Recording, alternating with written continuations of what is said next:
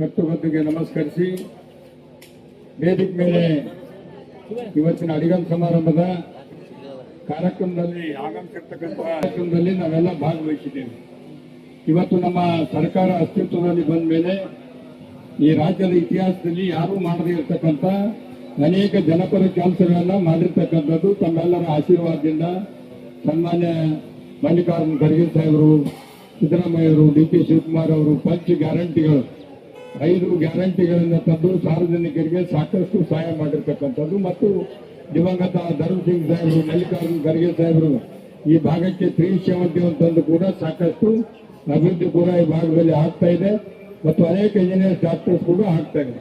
ಮತ್ತು ಹೋದ ಕೂಡ ಈ ಸರ್ಕಾರ ಅತಿವೃಷ್ಟಿ ಅನಾವೃಷ್ಟಿಯಿಂದ ಇದೇ ರೀತಿ ಬರಗಾಲಕ್ಕೆ ತುತ್ತಾದಾಗ ಅತಿ ಹೆಚ್ಚು ಮಳೆಯಿಂದ ತೊಂದರೆ ಆದಾಗ ಕೂಡ ಸರ್ಕಾರ ರೈತರ ನೆರವಿಗೆ ಬಂದು ಸುಮಾರು 640 ಕೋಟಿ ಇನ್ಶೂರೆನ್ಸ್ ರೈತರ ಅಕೌಂಟಿಗೆ ಹಾಕಿರ್ತಕ್ಕಂಥದ್ದು ಮತ್ತು ಅನೇಕ ಜನಪರ ಕಾರ್ಯಕ್ರಮವನ್ನು ಮಾಡಿರ್ತಕ್ಕಂಥದ್ದು ಕೂಡ ಇತಿಹಾಸದಲ್ಲಿದೆ. ಅದೇ ರೀತಿ ಇವತ್ತು ನಮ್ಮ ಸರ್ಕಾರ ಬಂದ ಮೇಲೆ ಇವತ್ತು ಸಣ್ಣ ಉದಾಹರಣೆ ಅಂದರೆ ರಾಣಾಸ್ಪಿ ದರ್ಗಾ ಬಹಳ ಫೇಮಸ್ ದರ್ಗಾ ಇದೆ. ತಿಪ್ಪಣ್ಣಪ್ಪ ಕಮಲ್ಕವ್ರು ಹೇಳಿದ ಹಾಗೆ ಯಾರು ಕೂಡ ಇಲ್ಲಿ ಜಾತ್ಯತೀತವಾಗಿರ್ತಕ್ಕಂಥದ್ದು ಹಿಂದೂ ಮುಸ್ಲಿಂ ಎಲ್ಲಾ ಜಾತಿ ಜನಾಂಗಗಳು ಹೆಚ್ಚಿನ ಜನಸಂಖ್ಯೆಯಲ್ಲಿ ಬಂದು ಮಳೆ ಗಾಳಿ ಇದ್ದಾಗ ಬಿಸಿಲಿನಲ್ಲಿ ಕೂಡ ಬಯಲಲ್ಲೇ ಮಲ್ಕೊಂಡಿದ್ದು ನಾವು ನೋಡಿದ್ದೀವಿ. ಆದ ಕಾರಣ ಇಲ್ಲಿ ಒಂದು ಕಲ್ಯಾಣ ಮಂಟಪ ಹಾಕಬೇಕು. ಸೂಕ್ತ ನಮ್ಮ ಆಶ್ರಯ ಕಾಲನಿ, ಕೃಷ್ಣ ಕಾಲನಿ, ಸಣ್ಣ ಸಣ್ಣ ಬಡಾವಣೆಗಳು ಕೂಡ ಬಹಳ ಬಡತನ ರೀತಿಯಲ್ಲಿ ಕಾರ್ಮಿಕರಾಗಿ ಕೆಲಸ ಮಾಡ್ತಕ್ಕಂಥ ಜನ ಬಹಳಷ್ಟು ಜನ ಇದ್ದಾರೆ.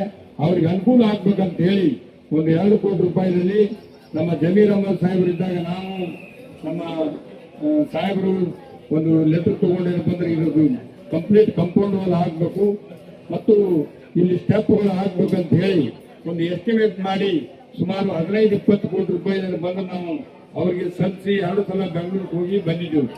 ಅದೇ ರೀತಿ ಇವತ್ತು ನಮ್ಮ ಅದನ್ನ ಗಮನದಲ್ಲಿಟ್ಟುಕೊಂಡು ನಮ್ಮ ಜಮೀರ್ ಅಹಮದ್ ಅವರು ಮಂತ್ರಿಗಳಿದ್ದಾಗ ಅವ್ರ ಕಾಲದಲ್ಲಿ 2 ಕೋಟಿ ರೂಪಾಯಿಯನ್ನ ಇದು ಕಲ್ಯಾಣ ಮಂಟಪಕ್ಕೆ ಕೊಟ್ಟು ಇವತ್ತು ಅದರ ಬದಲಿ ಪೂಜೆಯನ್ನ ಎಫ್ಟೇಜ್ನವರು ತೆಗೆದುಕೊಂಡಿದ್ದಾರೆ. ಮಂತ್ರಿಗಳೇ ಕೊಟ್ಟಿದ್ದಾರೆ.